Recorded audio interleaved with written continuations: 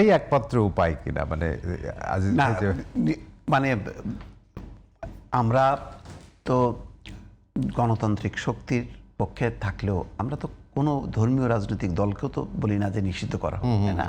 আসলে তো যারা গণতন্ত্রে বিশ্বাস করে না, যারা একদম লিখিতভাবে, তাদের তো নিষিদ্ধ করা উচিত। যারা গণতন্ত্রের রাজনীতিতেই বিশ্বাস করে না, যাদের আছে যে যারা একটা ইসলামিক স্টেট তৈরি করবে, তো তাদের তো নিষিদ্ধ হওয়া উচিত। কারণ বাংলাদেশে তো গণতান্ত্রিক রাজনীতি হয়।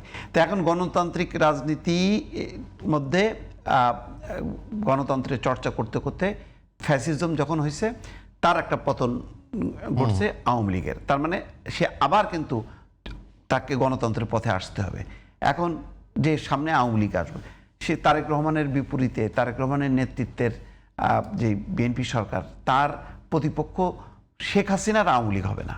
সেটা আমি ধারণা করি সেটা অন্য এক হয়তো এমনও হইতে পারে, আমি মানে কথার কথা যে সাবের হোসেন চৌধুরী সেলিম আইভির নেতৃত্বের আওয়ামী লীগ হবে।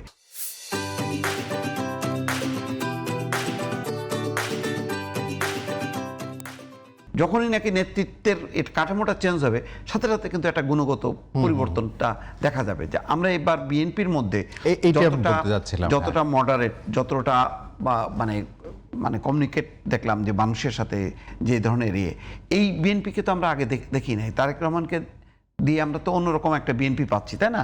এবং এটা অ্যাপ্রিসিয়েট করছে মানুষের কাছে, গ্রহণযোগ্য যে না মানে শুধু আমি বক্তৃতা দেব, আমি প্রোটোকল করব, ওই যে আগের যেই এগুলো ওই ধারা থেকে তো বের হয়ে আসছে। তো আওয়ামী লীগও চিন্তা করবে যে মানুষের যেহেতু গণতান্ত্রিক প্রক্রিয়া চালু হয়েছে, মানুষের মন জয় করতে হবে, সুতরাং আমাকেও এই ধরনের কল্যাণমুখী জনমুখী আমাদের কর্মসূচি বা কার্যক্রম নিতে হবে। তাহলে কিন্তু গুণগত পরিবর্তন হয়ে যাবে। জামাত তো চাপে পড়ে হয় গণতান্ত্রিক ধারায় এসে রাজনীতি করতে হবে, আর যদি তারা তাদের ওই স্ট্যান্ডে থাকে যে নারী কখনো জামাতের আমির হইতে পারবে না, তাহলে এমপি হইতে পারবে না, এই ধারায় যদি থাকে, তাহলে আস্তে আস্তে কিন্তু তারা পিছাবে।